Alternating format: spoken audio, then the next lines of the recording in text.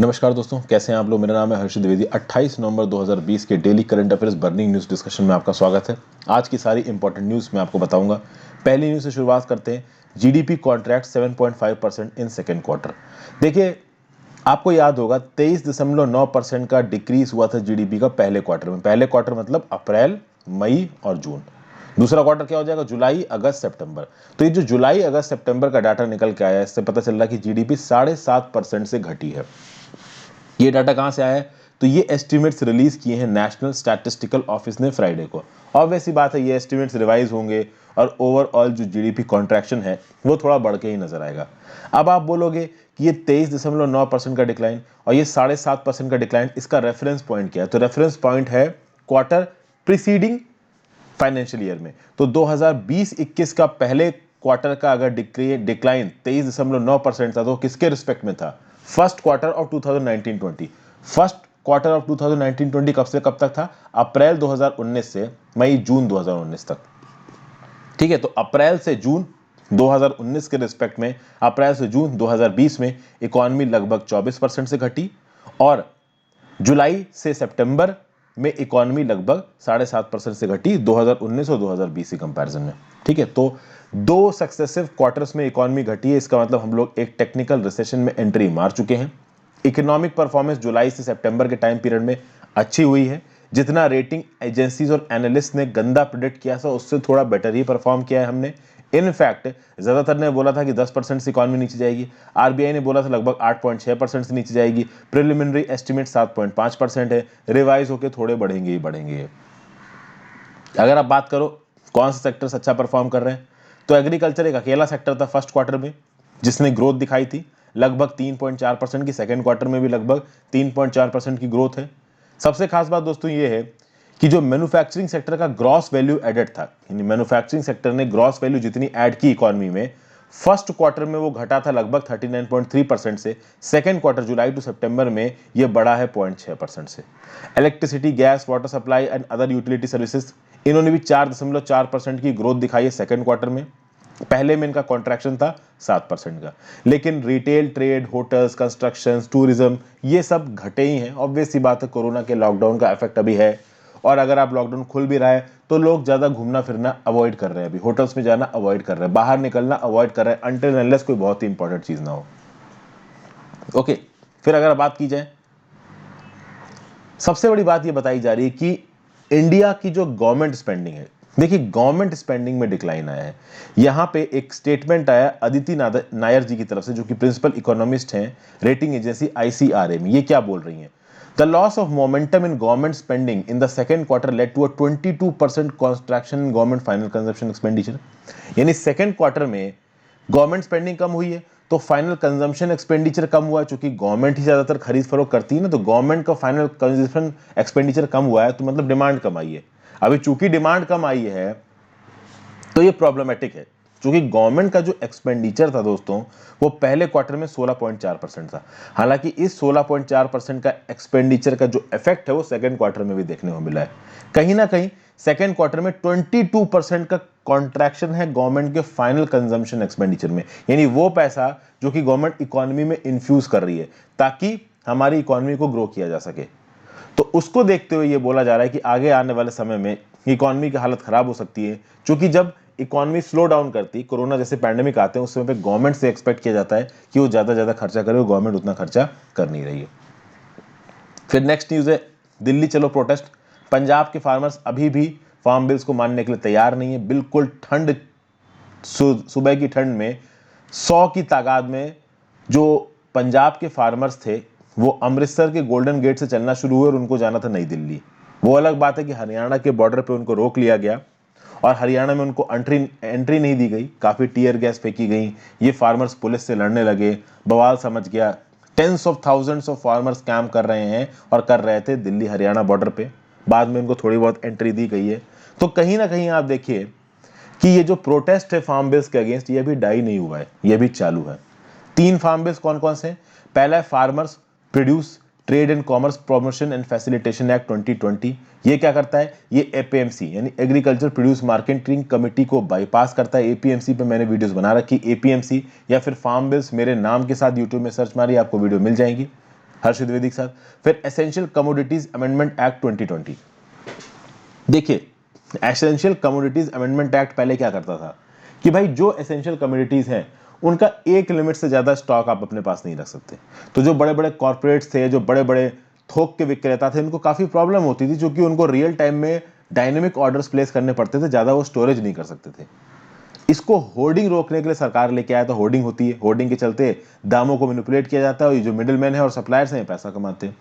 अब essential commodities amendment act 2020 ने वो जो अपर लिमिट रखी गई थी कि इससे ज्यादा आप सामान स्टोर नहीं कर सकते, वो अपर लिमिट हटा दी गई और प्रॉपर नियम कानून लेके आए, रूल बेस्ड प्राइस ट्रिगर्स। यानी कि अगर प्राइस एक लिमिट से ज्यादा जाता है तो रूल इंप्लीमेंट हो जाएगा। वैसे नॉर्मल केस में आप अपने स्टॉक्स को बढ़ा सकते हो, जिसकी वजह से फार्मर्स नाराज है, कह रहे हैं कि बहुत प्रो कॉर्पोरेट हो रही है सरकार, मिडिलमैन को फायदा मिलेगा, सप्लायर्स को फायदा मिलेगा और जो फार्मर्स हैं, जो डेली मर्रा में लोग चीजों को खरीदते हैं, उनको नुकसान है। फिर तीसरा फार्म बेस है farmers empowerment and protection against the price assurance and farm services act. ये कॉन्ट्रैक्ट फार्मिंग बिल है। यहाँ पे बड़े बड़े कॉर्पोरेट्स जो कि स्पॉन्सर्स होंगे और फार्मर्स होंगे, उनके बीच में रिटन कॉन्ट्रैक्ट्स होंगे और उन रिटन कॉन्ट्रैक्ट्स के थ्रू ये जो स्पॉन्सर्स होंगे फार्मर से बोलेंगे कि आप इतना सामान हमको प्रोवाइड करो। तो इन तीनों बिल्स में कुछ ना कुछ प्रॉब्लम है। सबसे बड़ा जो प्रॉब्लमेटिक बिल है वो है फार्मर्स के हिसाब से farmer produce trade and commerce promotion facilitation act 2020, जिसको आप बोल सकते हो एपीएमसी बाईपास बिल इसको बोला जाता है। यानी एपीएमसी की अथॉरिटी को ये बिल बाईपास कर रहा है। जनरल स्टडीज पेपर 3 में ये चीज आपको काम आएगी। फिर सी स्पार्कल।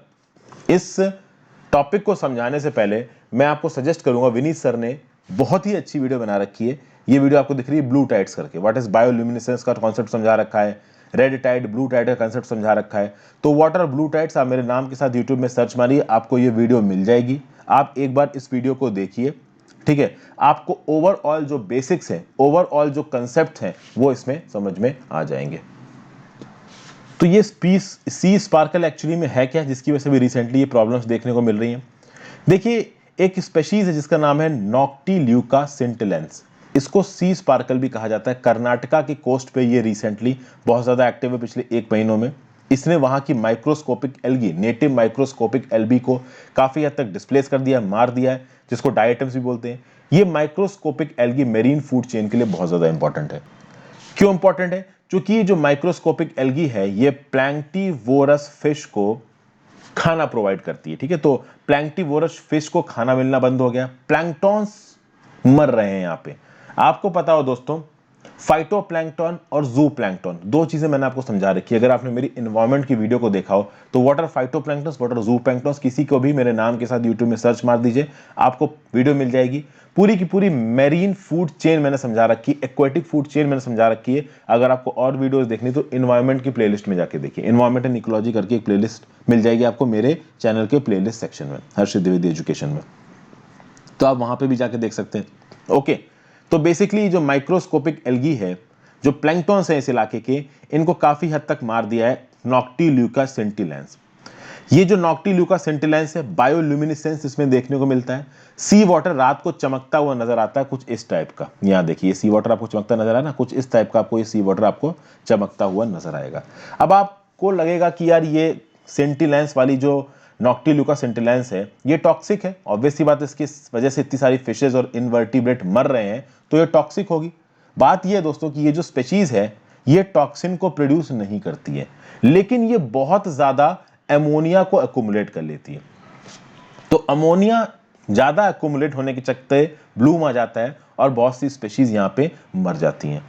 तो ये जो नॉक्टिल्यूकस सेंटिलेंस है ये अनपैलेटेबल है, ये टेस्टलेस है बहुत सारे क्रिएचर्स के लिए। कुछ जेलीफिश और साल्प्स इसको खाते हैं। अगर आप नॉक्टिल्यूका सेंटिलेंस को देखो तो ये दूसरे माइक्रो ऑर्गेनिजम्स को खाता है, जैसे लार्वे को, फिश एक्स को, डायटम्स को। बट ओवरऑल ये इतना डेडली इसलिए है क्योंकि ये एमोनिया को एक्युमुलेट करता है, ठीक है। ये नॉक्टिल्यूका सेंटिलेंस एक प्लांट और एनिमल दोनों की तरह काम करता है। तो ये सब चीजें हैं यहाँ पे, ठीक है। वाइड स्प्रेड बूम्स देखने को मिला है एन सेंटिलेंस को, जिसको आप ग्रीन डायोफ्लैगलेट भी बोलते हैं। ग्रीन डायोफ्लैगलेट का ही एक टाइप है ये नॉक्टिल्यूका सेंटिलेंस। ये ब्लूम्स देखने को मिले थे सितंबर 8 में इसी साल, okay. While in September 2018 Two such bioluminescence were witnessed along the Someshwara beach in दक्षिण Kannada and Matta in Udupi. तो उडुपी और दक्षिण कन्नड़ में सितंबर 2018 में भी इस प्रकार के ब्लूम्स देखने को मिले, पहले भी मिले, but intensity and vastness of the Bloom ये वेरी करती है। इस बार थोड़ा ज्यादा देखने को मिल रही है ये इंटेंसिटी। उसके बाद प्लैंकटन बूम क्या होता है? तो plankton bloom was recorded when the density of plankton would be more than 1 lakh cells per metre cube, यानी अगर प्लैंकटन एक लिमिट से ज्यादा। और देखिए प्लैंकटन के भी टाइप्स हैं दोस्तों, सारे प्लैंकटन्स अच्छे नहीं होते, सारे प्लैंकटन्स एडिबल नहीं होते, कुछ प्लैंकटन्स को खा के जो मरीन ऑर्गेनिज्म्स हैं वो मर भी जाते हैं। तो जब डेंजरस प्लैंकटन एक लिमिट से ज्यादा इकट्ठा हो जाए एक जगह पे तो उसको प्लैंकटन बूम बोला जाता है। जब डेंसिटी पहुंच जाए ऐसे प्लैंकटन्स की 1 lakh cells per metre cube से ज्यादा। और बायोल्यूमिनेसेंस क्या होता है? This is basically the production and emission of light by living organisms and occurs due to a chemical reaction. Chemical reaction की वजह से होता है, जिसमें एक लाइट एमिटिंग मॉलिक्यूल होता है, एक एंजाइम होता है जिसको ल्यूसीफेरिन और ल्यूसीफेरस कहा जाता है। तो ये पूरा टॉपिक है, इस वीडियो को देख लीजिए, ये वीडियो देख लेंगे तो चीजें आसान से समझ में आ जाएंगी। फिर टॉप ईरानियन न्यूक्लियर साइंटिस्ट को मार दिया गया है। किलिंग हुई है मोहसन फकरीजादेह की आउटस्कर्ट्स ऑफ तेहरान में, इनकी किलिंग हुई, एक एम्बुश हुआ है, प्रॉपर प्लानिंग के तहत इनको मारा गया है। ये ईरान के टॉप न्यूक्लियर साइंटिस्ट हैं। ओके, तो आप कह सकते हो कि basically was the leader of Islam's republics disbanded nuclear programme. पहले जो न्यूक्लियर प्रोग्राम चल रहा था इसराइल का, उसके ये फादर थे। कहा जा रहा है कि ये जो किलिंग में इजरायली रोल हो सकता है, इजराइल इन्वॉल्व हो सकता है इसकी किलिंग में कहीं ना कहीं। इनको इनडायरेक्टली एड्रेस भी किया है पहले बेंजामिन नेतन्याहू ने, रिमेंबर दैट नेम बोल के। ये रिमेंबर दैट नेम किसका बोल रहे हैं? फकरीजादेह को। तो यहाँ पे इनको मारा गया है। अब इसके चलते मिडिल ईस्ट के पूरे रीजन में टेंशंस बहुत बढ़ सकती हैं। ऑलमोस्ट लास्ट ईयर जब top Iranian general Qasem Soleimani को मारा था यूएसए ने, तो ऑलमोस्ट एक जंग सी छिड़ती नजर आई थी यूएस और ईरान के बीच में। इस साल जो बाइडेन ने बोला है कि भाई हम ईरान के साथ जो न्यूक्लियर पीस डील है उसको फिर से रीइंस्टेट करेंगे, लेकिन अगर इस तरीके की हरकतें होंगी तो ऑब्वियस सी बात है शायद ईरान खुद ही मना कर दे उस न्यूक्लियर डील का पार्ट होने में। ओके, तो अब आगे पता चलेगा कि क्या होगा। अगर आप बात करो तो ईरान का एक ऑर्गेनाइजेशन है, Iran organization for defensive innovation and research, और इसी ईरान के ऑर्गेनाइजेशन के हेड थे कौन? ये मोहसिन फकरीजादेह जी, जिनको यहां पे मार दिया गया है। स्टेट डिपार्टमेंट यूएस का क्या बोलता है? ये जो ऑर्गेनाइजेशन है Iran organization for defensive innovation and research, ये बोलता है कि ये ऑर्गेनाइजेशन डुअल यूज रिसर्च करता है, डेवलपमेंटल एक्टिविटीज करता है, जो कि न्यूक्लियर वेपन्स और न्यूक्लियर वेपन्स डिलीवरी सिस्टम बनाने में काम आ सकते हैं। ईरान का मैप आपको यहाँ पे येलो में नजर आ रहा है। नॉर्थ में कैस्पियन सी दिख रहा है, ऊपर तुर्कमेनिस्तान, ईस्ट में अफगानिस्तान, पाकिस्तान, साउथ में आपको गल्फ ऑफ ओमान नजर आ रहा है, साउथ वेस्ट में पर्शियन गल्फ नजर आ रहा है। कुछ हद तक ईरान की बाउंड्री, कुछ हद तक क्या बहुत बड़ी बाउंड्री इराक से लगती है, टर्की से लगती है, अर्मेनिया से लगती है, अजरबैजान से लगती है। ईरान का मैप देख लीजिए, क्योंकि ईरान के नॉर्दर्न साइड में अर्मेनिया और अजरबैजान के बीच में रिसेंटली एक जंग हुई है जिसमें अर्मेनिया ने अपना एक बहुत बड़ा हिस्सा अजरबैजान को खो दिया है। तो ओवरऑल इस इलाके का जो मैप है वो इंपॉर्टेंट हो जाता है। फिर भाई एक news, fiscal deficit reaches 120% of the annual target. Overall जो फिस्कल डेफिसिट है इंडिया की वो पहुंच चुकी है 9.53 लाख करोड़ की। एनुअल बजट एस्टिमेट्स में जितना फिस्कल डेफिसिट का टारगेट बनाया गया था, अक्टूबर एंड तक ही उस फिस्कल डेफिसिट के टारगेट के 120% तक हम लोग पहुंच चुके हैं। यानी जितना फिस्कल डेफिसिट बोली गई थी कि इतनी रखेंगे, उससे 20% ज्यादा ऑलरेडी अभी हो चुकी है। सितंबर 2020 के एंड पे फिस्कल डेफिसिट 114.8% थी। एब्सोल्यूट टर्म्स में ये 9,53,154 करोड़ है, जो कि somewhere around 119.7% of the annual budget estimates. ये डाटा है अक्टूबर एंड का। किसने रिलीज किया है? कंट्रोलर जनरल ऑफ अकाउंट्स ने। सिंपल सी न्यूज है, कोई खास इंपॉर्टेंट नहीं। फाइनली इंडिया बनाएगा Shahtoot dam in Afghanistan. Union minister of external affairs Jaishankar साहब ने यह डिक्लेरेशन किया है, कब? जेनेवा डोनर्स कॉन्फ्रेंस में, कि इंडिया शाहतूत डैम को बनाएगा मैदान नदी पर। यह मैदान नदी अफगानिस्तान की नदी काबुल की एक ट्रिब्यूटरी है। इस शाहतूत डैम के लिए नेगोशिएशंस 2016 से ही चल रहे हैं। इससे पहले क्या कोई डैम बनाया है इंडिया ने अफगानिस्तान ने? बिल्कुल बनाया है। सलमा डैम बनाया है हरी नदी पे, जो कि हेरात प्रोविंस में है अफगानिस्तान में। इसको बोला जाता है Afghan India friendship dam. Shahtoot dam को काबुल रिवर ड्रेनेज बेसिन में बनाया जाएगा। ये one of the 5 river basin है अफगानिस्तान में। ये पानी प्रोवाइड करेगा इरिगेशन के लिए, ड्रिंकिंग वाटर के लिए।